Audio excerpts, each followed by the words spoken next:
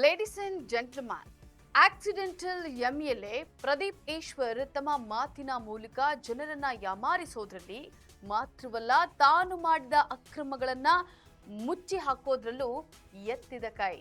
ಇವರು ಮಾಡಿದ ಅಕ್ರಮಗಳು ಒಂದೆರಡಲ್ಲ, ಅವೆಲ್ಲವನ್ನ ಒಂದೊಂದಾಗಿ ನಿಮ್ಮ ಮುಂದೆ ಇಡ್ತೀನಿ. ಎಸ್ ವೀಕ್ಷಕರೇ, ನೆಲ ಜಲ ಭಾಷೆಗಾಗಿ ಪ್ರಾಮಾಣಿಕ ಪತ್ರಿಕೋದ್ಯಮ. ನೀವು ನೋಡ್ತಾ ಇದ್ದೀರಾ ಫೋಕಸ್ ಟಿವಿ. ನಾನು ಪವಿತ್ರ.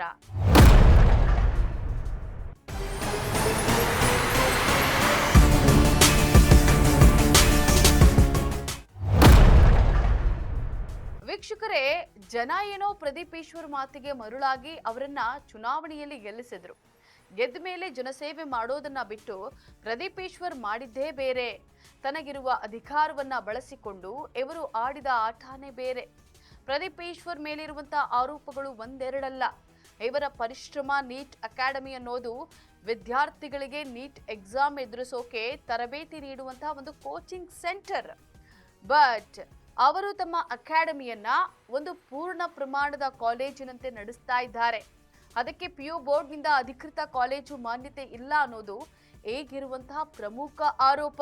ವೀಕ್ಷಕರೇ, ಪ್ರದೀಪ್ ಈಶ್ವರ್ ಅವರ ಪರಿಶ್ರಮ ಅಕಾಡೆಮಿ ನೀಟ್ ತರಬೇತಿಗಾಗಿ ವಿದ್ಯಾರ್ಥಿಗಳಿಂದ ಬೃಹತ್ ಮೊತ್ತದ ಶುಲ್ಕವನ್ನ ಪಡೀತಾ ಇದೆ ಅನ್ನುವಂತಹ ಆರೋಪ ಕೂಡ ಇದೆ.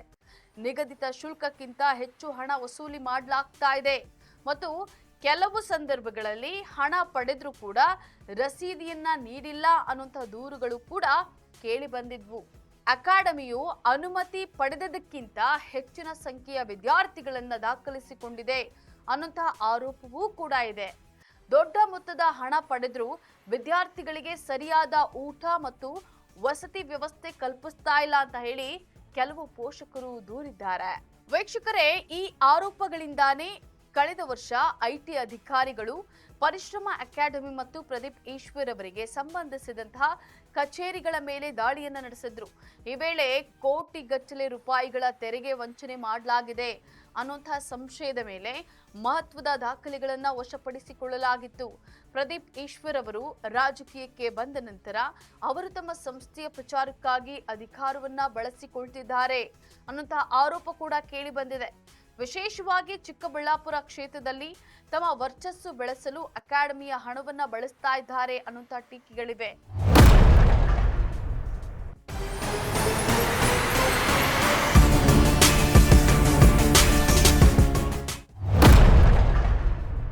ಸೊ ಇದನ್ನೆಲ್ಲ ನೋಡ್ತಾ ಇದ್ರೆ ಪ್ರದೀಪ್ ಈಶ್ವರ್ ಅವರ ಮೋಟಿವೇಶನಲ್ ಸ್ಪೀಚ್ ಕೇವಲ ಭಾಷಣಕ್ಕೆ ಮಾತ್ರ ಸೀಮಿತ ಅನ್ನೋದು ಸ್ಪಷ್ಟವಾಗುತ್ತೆ.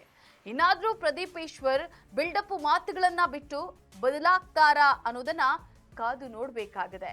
ಇದಾಗಿತ್ತು ಈ ಕ್ಷಣದ ಸುದ್ದಿ. ನೆಲ ಜಲ ಭಾಷೆಗಾಗಿ ನೋಡ್ತಾ ಇರಿ ಫೋಕಸ್ ಟಿವಿ.